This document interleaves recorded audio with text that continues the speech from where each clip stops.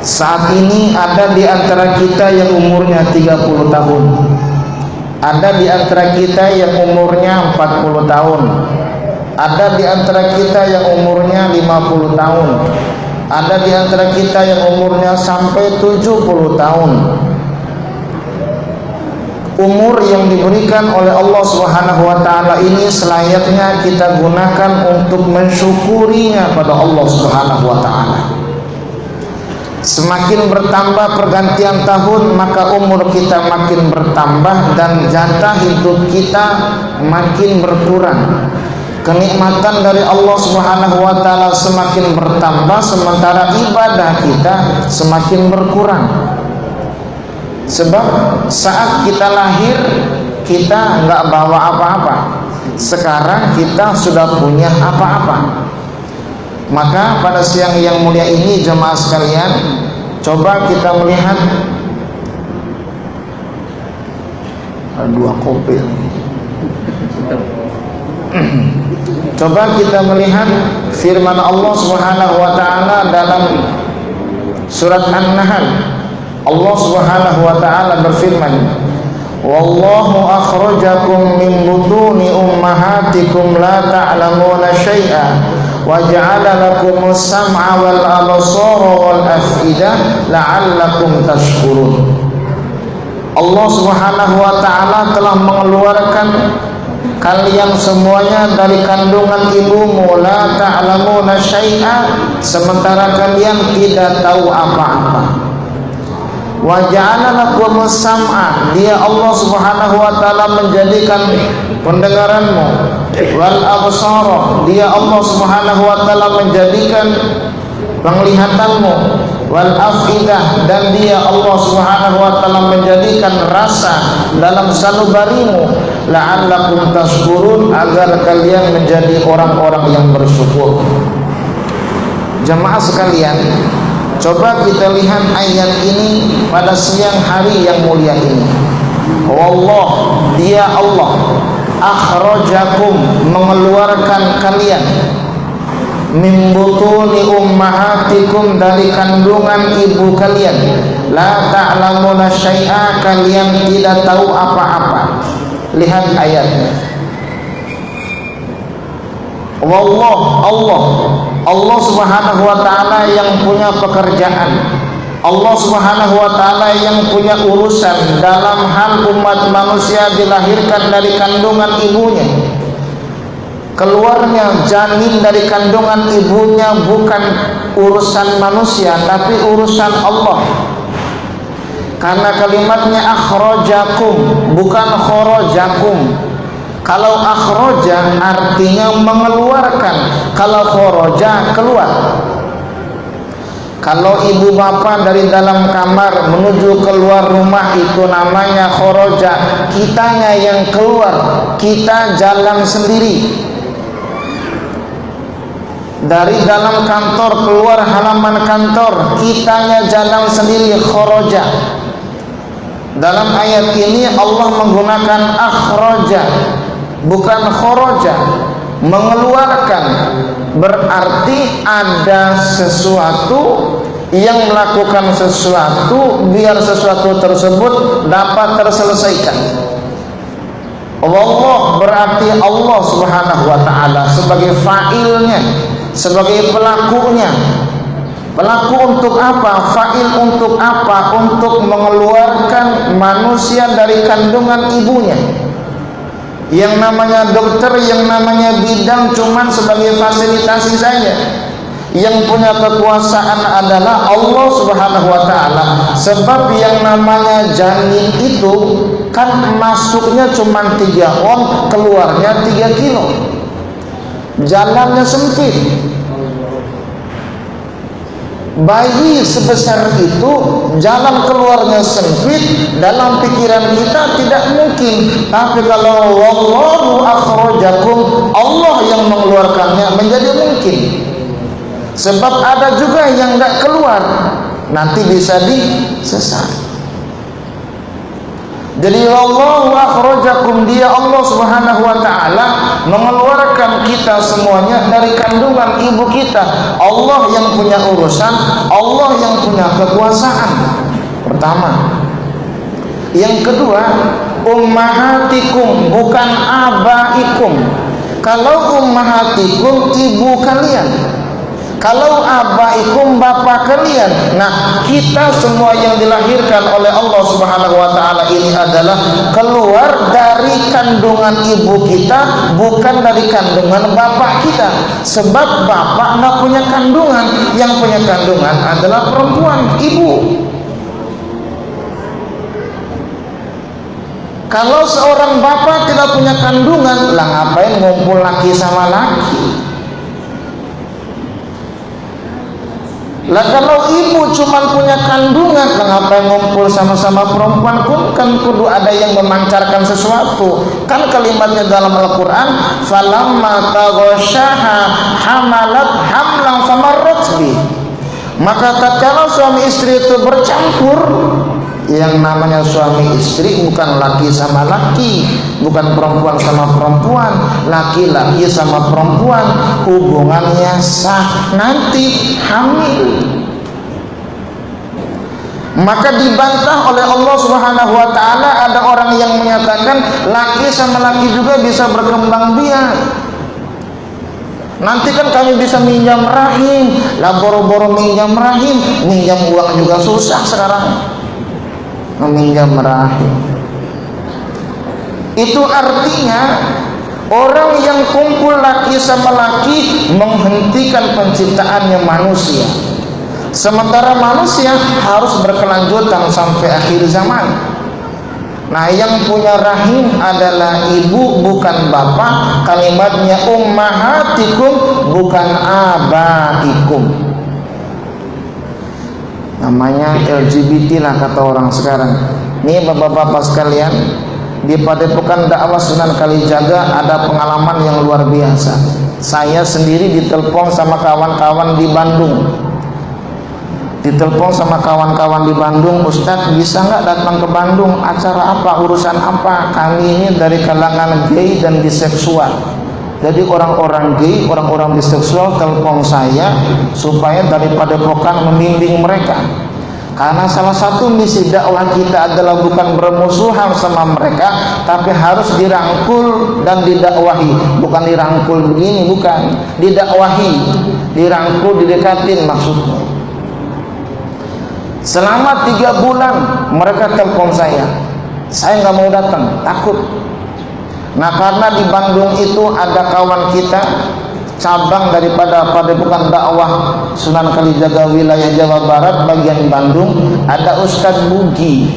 Saya menghubungi Ustadz Bugi, Ustadz bisa nggak datangin mereka? Siapa? Mereka orang-orang gay, orang-orang biseksual, minta didakwahin, minta didekatin, minta disadarkan. Lalu pada akhirnya Ustadz Bugi datang ke sana bareng sama santri-santrinya, bareng sama anak buahnya.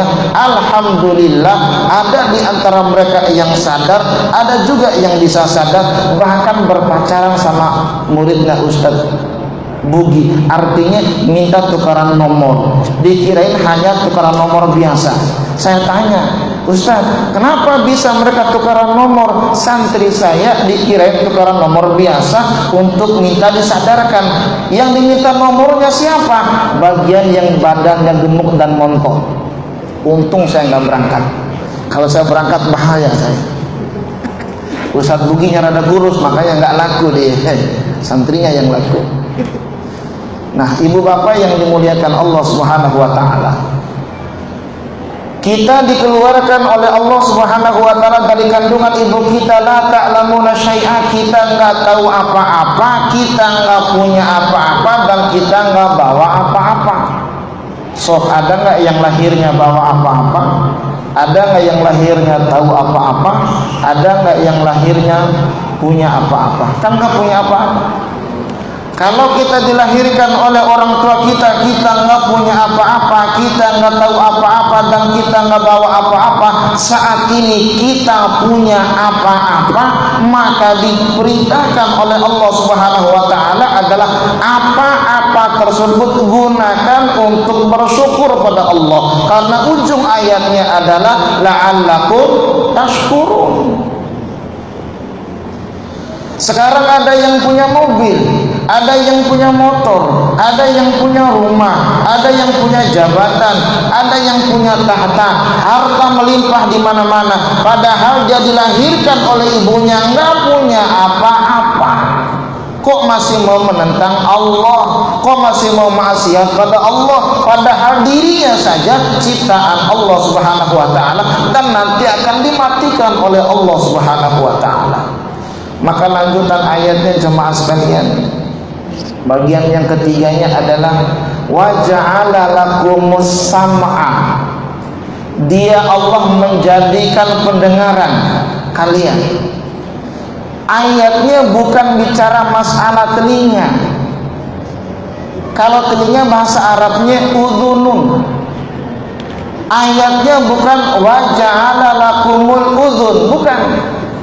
Tapi Allah Subhanahu wa taala menyatakan wa ja'ala lakumus sam'a, dia Allah menjadikan pendengaran kalian. Kenapa Allah Subhanahu wa taala menggunakan kalimat as-sam'a? Karena ada orang yang dilahirkan oleh Allah Subhanahu wa taala punya kuping, punya telinga, ada kuping yang bisa digunakan untuk mendengarkan, ada juga yang nggak bisa digunakan untuk mendengarkan. Maka alhamdulillah kita semua punya telinga, punya kuping, bisa untuk mendengarkan. Ada di antara saudara kita yang nggak bisa mendengarkan. Ada yang tuli enggak? Maka sifat kupingnya, sifat telinganya yang disampaikan oleh Allah, dan kalimatnya ja'ala, bukan kholaqa dalam hal ini. Sebab yang namanya kholaqa adalah Allah yang menciptakan dari tiada menjadi ada. Kalau ja'ala, bahannya sudah ada, bendanya sudah ada, difungsikan. Wa ja'ala lakumus sam'a, telinganya sudah ada, difungsikan oleh Allah Subhanahu wa taala untuk mendengarkan. Maka alhamdulillah kita bisa mendengarkan. Maka gunakan telinga ini untuk mendengarkan ayat-ayat Allah Subhanahu wa taala, mendengarkan tausiah, mendengarkan kajian ilmu. Kira-kira sekarang kita ini lebih suka kuping ini digunakan untuk mendengarkan ayat-ayat Allah apa ayat-ayat setan? Jawab masing-masing. Jangan di sini, ntar pulang ke rumah. Yang kedua, yang dijadikan oleh Allah Subhanahu wa taala adalah wal absar, penglihatan, bukan mata. Kalau mata ainun, tapi yang difirmankan oleh Allah Subhanahu wa taala adalah penglihatan.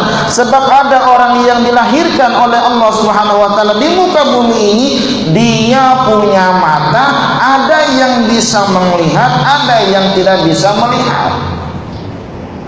Maka alhamdulillah kita bersyukur pada Allah Subhanahu wa taala, kita punya mata, mata kita masih bisa melihat. Karena kadang-kadang kan nikmat itu baru terasa kalau matanya mulai sakit-sakitan. Dan pakai kacamata baru terasa tuh. Yang namanya bisa berkedip mata kan kenikmatan dari Allah. Karena seringnya berkedip, seakan-akan bukan sebuah kenikmatan. Begitu matanya mulai sakit-sakitan, mulai rabun, oh baru terasa ternyata nikmatnya pandangan mata itu luar biasa. Maka sekarang yang matanya masih bisa melihat, ucapkan alhamdulillahirabbil alamin. Maka kelanjutannya, gunakan mata untuk melihat ayat-ayat Allah, untuk melihat ayat Al-Quran, melihat yang disenangi oleh Allah Subhanahu wa taala. Jangan melihat yang tidak disenangi oleh Allah Subhanahu wa taala. Bapak-bapak di sini lebih suka melihat istri sendiri apa istri orang? Istri sendiri apa istri orang? Apa belum punya istri? Nih mata, gunakan untuk melihat ayat-ayat Allah, gunakan untuk melihat yang disenangi Allah Subhanahu wa taala. Mumpung mata kita masih bisa melihat. saat kita memandang ciptaan Allah Subhanahu wa taala yang indah, saat kita memandang ciptaan Allah Subhanahu wa taala yang luar biasa, maka akan keluar sifat zikirnya dalam diri kita. Rabbana ma khalaqta hadza batila subhanaka faqina adzabannar. Sungguh indah ciptaan Allah Subhanahu wa taala, tiada yang sia-sia, sedikit pun ada manfaatnya kalau kita meresapi akan ciptaan Allah. Ini kenikmatan Pak sekalian, kenikmatan.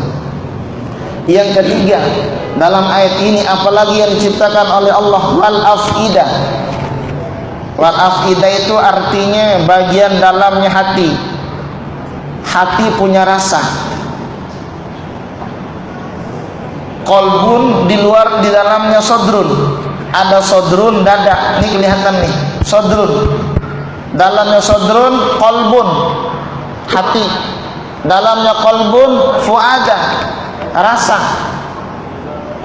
Allah Subhanahu wa taala tidak menyatakan aku ciptakan hati buat kalian dalam ayat ini, tapi Allah menyatakan aku ciptakan rasa. Sejauh mana hati kita gunakan untuk merasakan di sekitar kita, maka rasa diciptakan oleh Allah Subhanahu wa taala. Ada orang yang kesusahan, bisa nggak kita rasakan kesusahan orang? Ada orang yang kesulitan, bisa nggak kita merasakan kesulitan orang? Maka rasa yang diciptakan oleh Allah Subhanahu wa taala, kalimatnya bukan lagi sodrun yang berarti dada, bukan lagi qalbun yang berarti hati, tapi fuada, dalamnya hati. Maka semua itu diciptakan oleh Allah, dijadikan oleh Allah Subhanahu wa taala la'allakum tashkurun, agar kalian menjadi orang-orang yang bersyukur di hadapan Allah Subhanahu wa taala. Maka syukur di tahun 2018 ini yang bisa kita tancapkan dalam hati kita. Bagaimana cara kita mensyukuri kenikmatan Allah? Lihat dalam hadis Bapak-bapak sekalian, baginda Rasul punya istri Aisyah radhiyallahu anha. Aisyah ini bertanya kepada baginda Rasul, "Ya Rasul, kenapa sih ibadah seperti ini? Bukankah engkau tidak mungkin berbuat dosa? Engkau kan maksum ya Rasul, nggak mungkin berbuat dosa. Dan surga sudah pasti engkau masuki ya Rasul. Dan tidak mungkin dimasukkan ke dalam api neraka. Tidak mungkin. Tapi kenapa ibadah seperti ini?" Dijawab oleh baginda Rasul, "Afala akuna abadan syakuro." Apakah aku ini salah kalau aku menjadi hamba yang bersyukur? Baginda Rasul bukan lagi alhamdulillah Pak, tapi syukrulillah. Lah kalau kita paling coba alhamdulillah, itu pun kadang-kadang alhamdulillahnya. Alhamdulillah mah cuma ucapan lisan yang bisa kita lakukan, tetapi bagaimana syukur kita pada Allah? Kalimat yang keluar dari lisannya baginda Rasul adalah afala akuna abdan syakuro, bukan abdan hamida. Kalau abdan hamida cuman alhamdulillah, kalau abdan syakuro dibuktikan untuk pengabdian ibadah kepada Allah Subhanahu wa taala. Itulah cara mensyukuri kenikmatan dari Allah Subhanahu wa taala. Kenikmatan kita banyak, wong salat saja kita malas. Kenikmatan banyak, kapan kita mensyukuri kenikmatan dari Allah Subhanahu wa taala? Terakhir,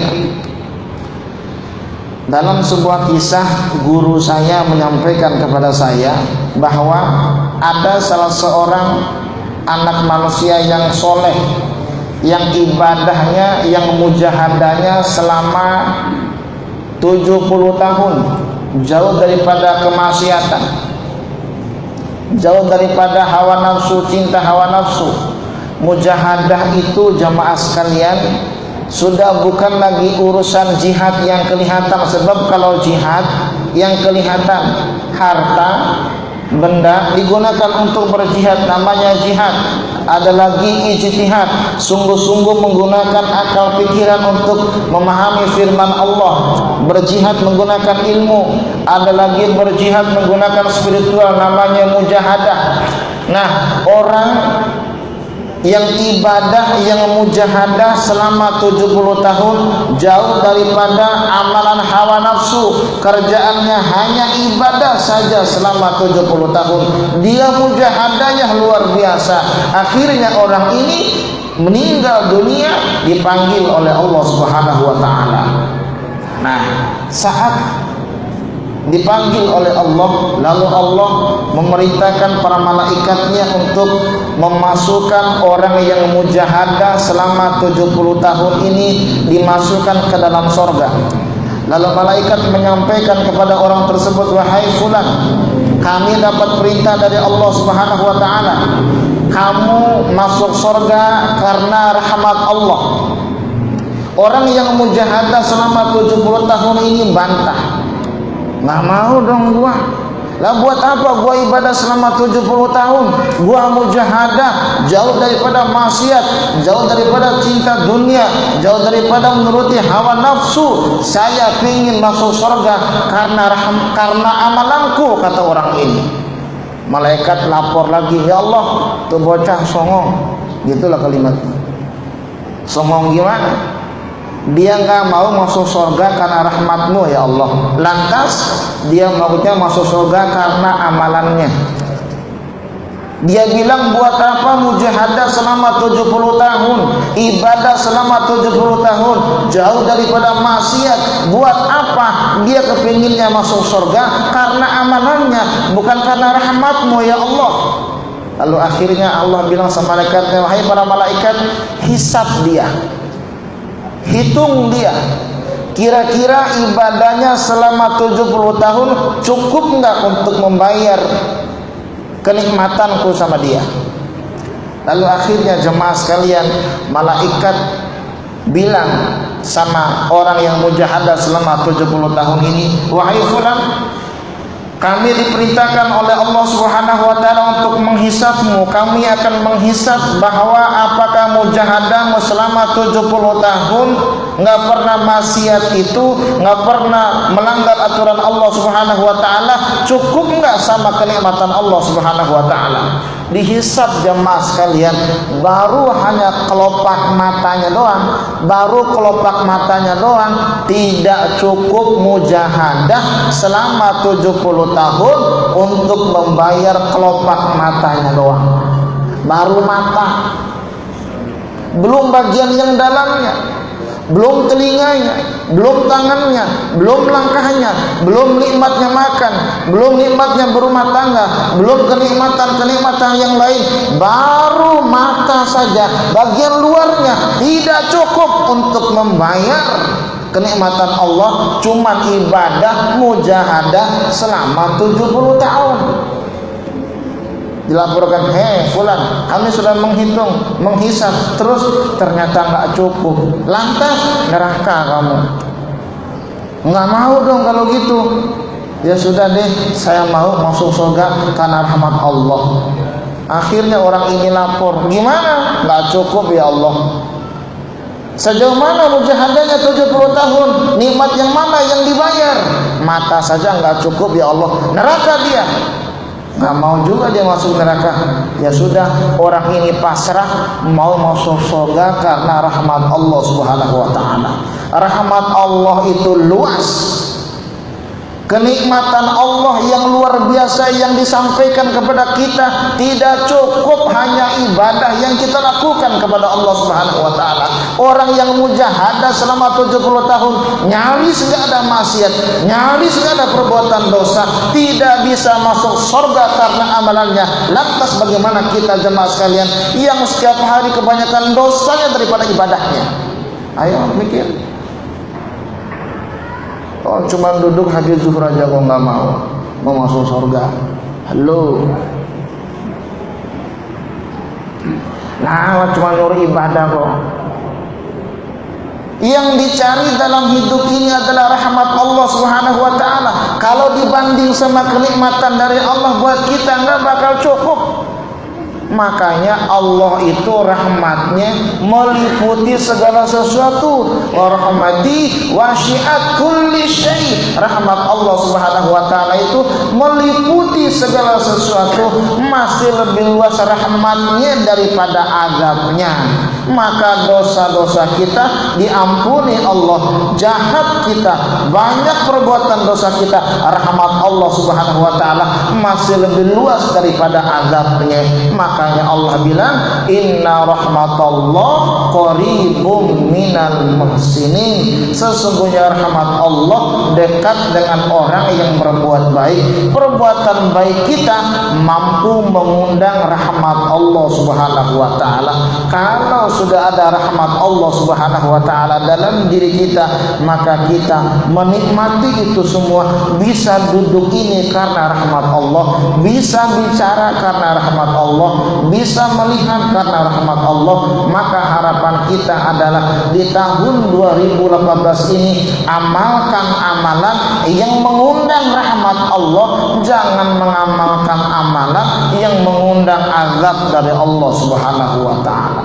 Semoga kita bagian daripada hamba-hamba yang mampu bersyukur sehingga mengundang rahmat dari Allah Subhanahu wa taala dan bukan mengundang azab Allah Subhanahu wa taala. Hasbunallahu wa ni'mal wakil. Wassalamualaikum warahmatullahi wabarakatuh.